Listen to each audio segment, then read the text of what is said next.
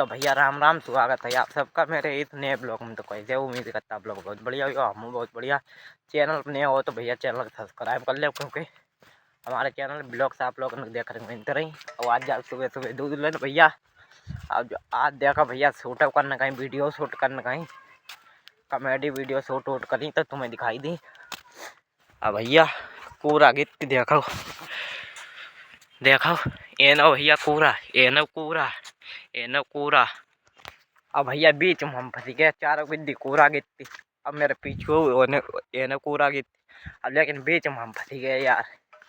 आप लोग यार मदद करो, कैसे हम कोरा में से लिखत जाए यार मेरे, क्योंकि बीच में फंसी गए यार।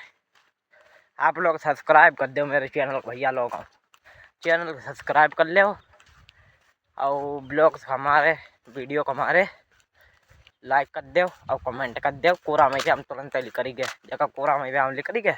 देखो पूरा देखो भैया कितनी दूर रही गो, हम देखो कितनी दूर आएगी भैया। अब भैया जो मेरा फास्ट पहलो ब्लॉग हुआ तो भैया हमें